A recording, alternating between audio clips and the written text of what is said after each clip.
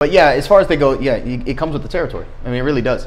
And I know a lot of these athletes, although they don't want to and say, I'm not a role model, unfortunately, Charles Barkley, it comes with circa 1993. Yeah, I'm sorry, it comes with it. It's not that you want to be, it's just that's kind of what ends up happening. Because when you get the fans, especially the young fans, they look up to you and so on and so on.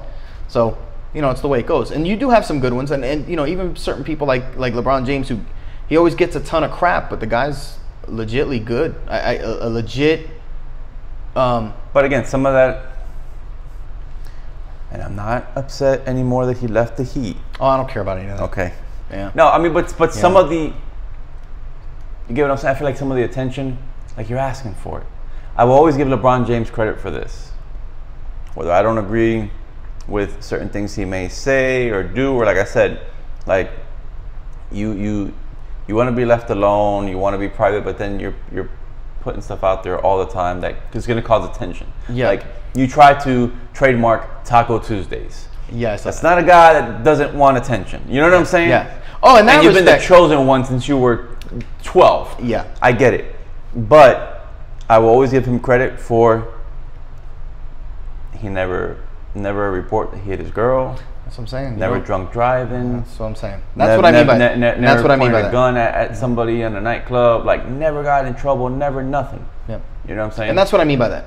I'm not worried about what he says or what team he signs with. I don't care about any of that stuff. Because the thing is, really, it's his choice. Yeah. If he's out, he's that part. Yeah. Sign that whoever part, he wants. But yeah. And yes, does he want the attention? Does he like it? But he's used to it. He's had it for his whole life, pretty much. So, and same thing. I don't think there was anything wrong with there. People are saying something about him being, which I know you can, you can get with the whole this. dad thing? Saying, which is ridiculous. I mean, are you kidding me?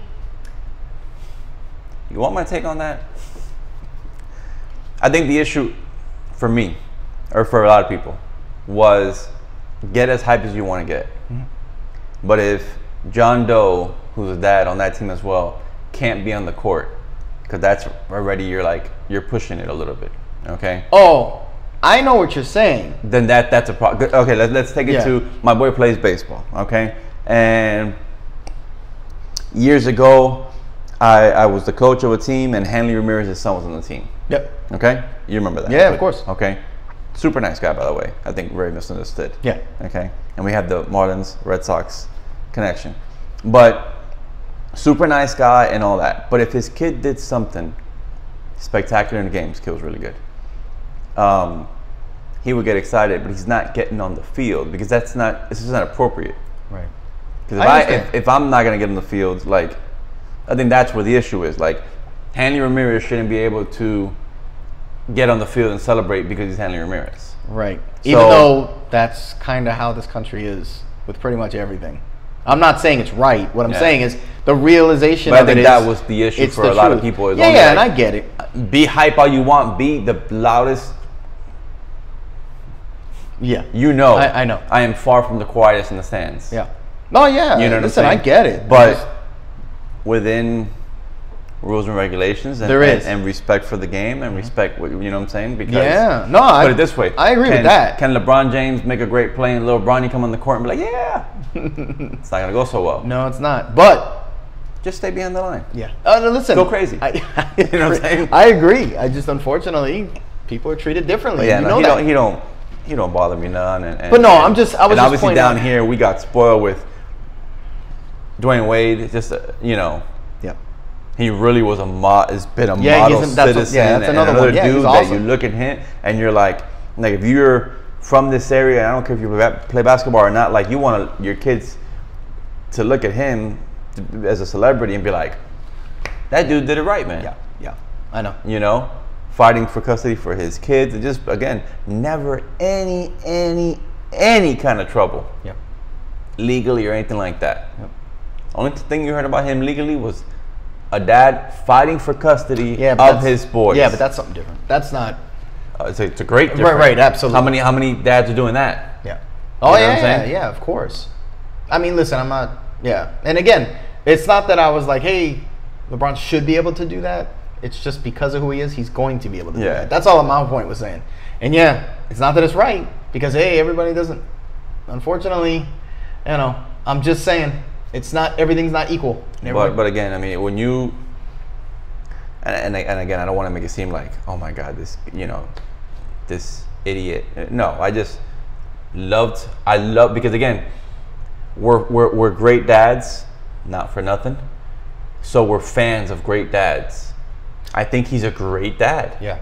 Oh yeah. I think he's a great dad. I think that he, you know what I'm saying, and how many times. I mean, you have coached and you've played, and I've coached and I've played. One of my biggest pet peeves are like shit parents, bro. Like, yeah, and it's like, yeah. And let me tell you something. And I'm so to the extreme. And we're gonna talk baseball. If you even go to every game, check this out. How tough I am on parents. Okay, you go to every game. Yeah. You probably go to every practice. But you sit your butt down and you don't ask for help. If the coach asks for help, I'm on your ass, bro. Like I don't think, you know what I'm saying? Like, yeah. Because, and we had that once where and again, I'm not gonna mention names, but because you know what it is to volunteer your time and yes. You know, I got a picture up there of Frank's basketball team when he played basketball, and there I am, assistant coach. Yeah, not a basketball guy. I mean, I played for fun, but I'm not a basketball guy. But the poor head coach was by himself in the first meeting. You know, he was a pastor, super nice guy, and he was like, you know, of the 6, 7, 8 dads that are here, anybody willing to help me out? You don't have to know a lot. Just help with drills. I'll tell you what to do, and this and that. And nobody, but me, I was like, whatever you need, coach. Yeah. You know what I'm saying? I did it for soccer. Yeah, I don't know about soccer, but we're there in case you need it. I can't stand deadbeat dads, man. I can't stand, you know, I've had parents, because I know a lot of you know, in the area, the kids that since they're little and it's years later, and I've had straight up you know, cases where I tell the dad, oh, you know, your dad doesn't live here, or do you get to see your dad since your mom and him got divorced? My mom and dad are not divorced. Dad's just tired. He doesn't come because he's tired from work. Yeah. You serious, bro? Yeah, I get it. I've seen it. I know. We saw the same thing when we take him to, you know, first we were doing t-ball and then doing soccer and stuff like that. You do see that. Because it's always, you know, because you get to know other parents, of course. Of course. So you get to see each other, and then, you know, you kind of get to know people where they tell, and you kind of get little snippets of what is going on. I don't think I'm friends with any shit parents, to be honest with that for me is like, it's so ugly. I don't want to do anything. I know. You know, I don't want to associate myself with you. I get it. You know what I'm saying? Like, you wouldn't draw my attention to want to hang out with you or be friends with you if you're a piece of shit dad or something. You know what I'm saying? Like, no, seriously, dude. Like, no, I agree. Going back for the third time about the Dennis Rodman thing, I didn't know he didn't have his dad growing up. He didn't meet his dad until the 90s, bro. Where his dad starts showing up in games. Talking about, that's my son. Are you kidding me, bro? Of course. His dad started showing up to the games, bro. And his people would be like, hey, your dad's over there with like ESPN reporters. And he was like, what?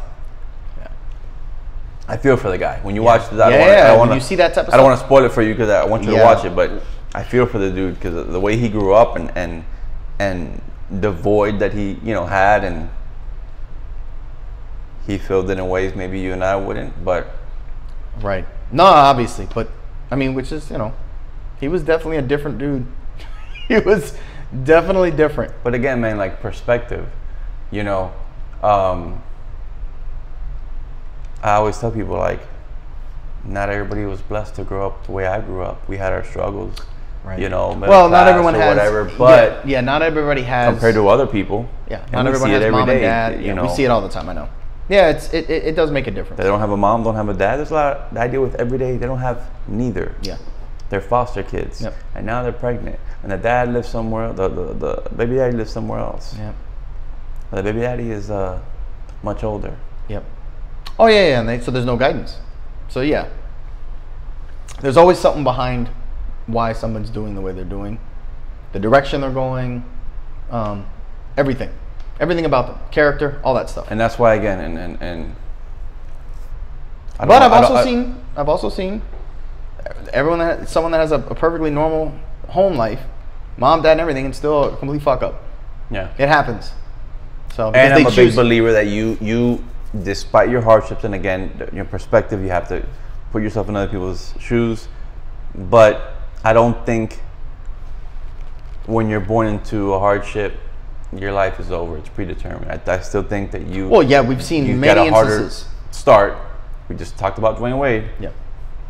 Yeah, we've seen many instances where people come out of that. You know, but you have to want it for yourself. Of course. You have many people come out of that stuff. You know, Frank Gore, who was raised by his mom, who I know was going through a dialysis basically her entire freaking life since that I even knew about Frank Gore, where he was just taking care of her. She ends up passing, but Frank is, you know, obviously, you know, when you hear him talk and see, you never heard him get in trouble. He's super respectful with everybody. You know, like you could, even as an athlete, and has been in the NFL for many years. You know, completely successful. Could end up in the Hall of Fame just from longevity and stuff. He did have some crazy numbers. Yeah. So yeah, and just like the point being is that you can have even a single mom raising.